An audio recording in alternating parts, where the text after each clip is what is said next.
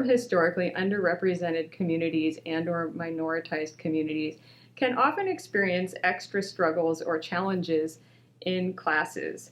There are many ways we can assess our classes, ranging from using rubrics to internal reflection. Today, we're going to look at some ways to evaluate your class based on equity.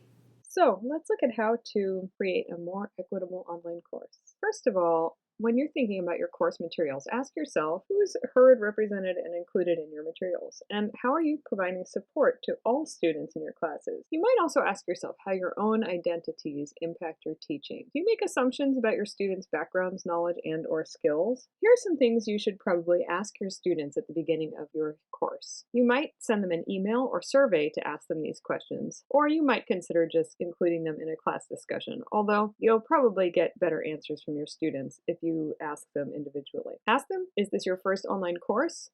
Ask them what concerns they have. Find out how they're accessing the course. Are they using a cell phone, a tablet, or a computer? Are they working at home on their coursework or at the college or somewhere else? And finally, ask them how you can best facilitate their learning. They may have ideas of things you can do for them that you haven't even considered. Our students have many barriers, and some of these are barriers to access to technology. We can help break those barriers by being flexible regarding scheduling, technology, and personal needs of your students. If you have downloadable modules for your students in your class, then they can do the work offline.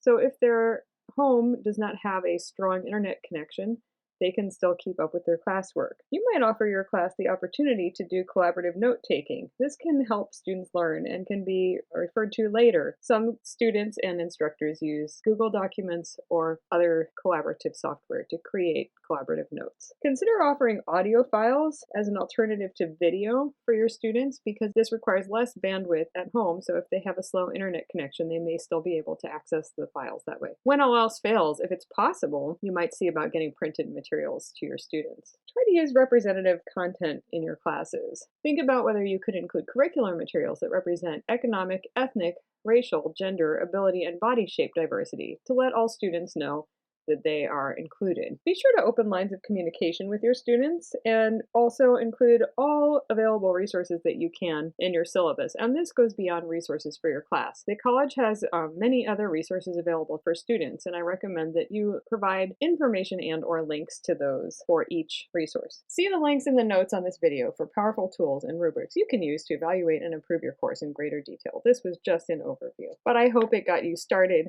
and got you thinking. See you next time. Yeah!